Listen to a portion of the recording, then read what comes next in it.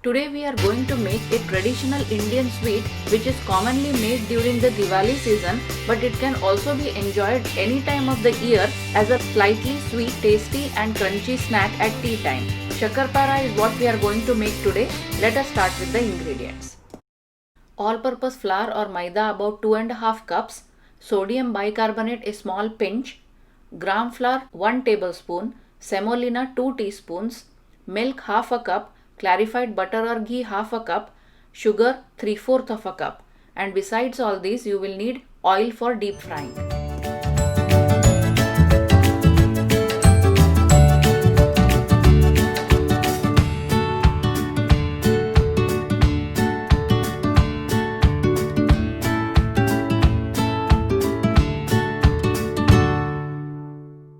First, in a pot I am going to mix the milk,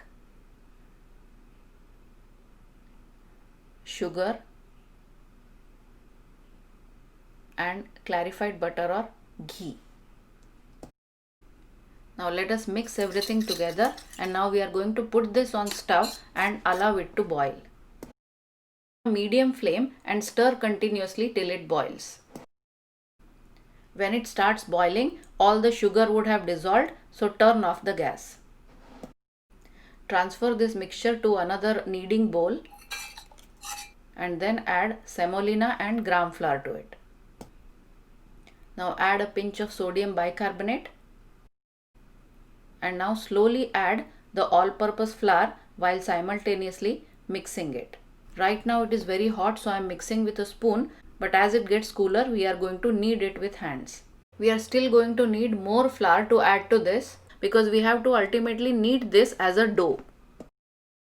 So let us add more flour to it.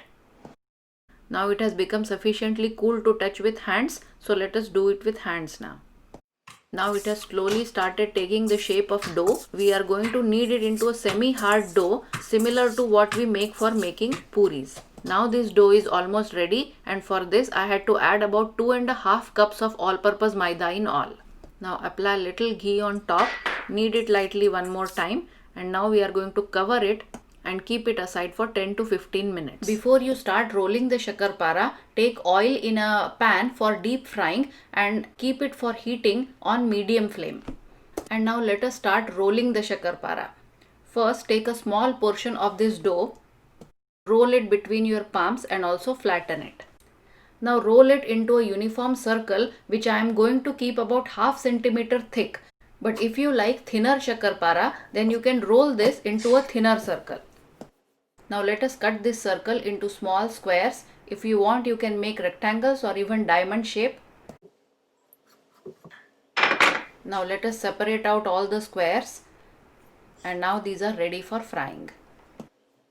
Try adding a small portion of the dough into the oil to test if it is hot or not. It should rise slowly in this way. If it is rising too fast and also turning pink immediately, then you need to reduce the flame to low and wait till it cools down a little. Now add all the shakarparas, and we are going to keep turning them and deep fry them till they become golden brown in color.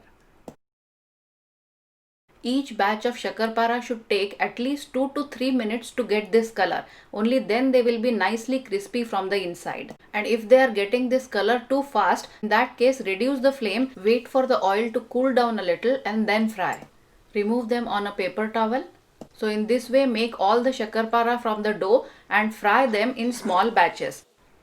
Allow them to cool completely and then store in an airtight container. Enjoy making this yummy sweet snack at home, and please post your comments and let me know if you like the recipe. Thank you for watching.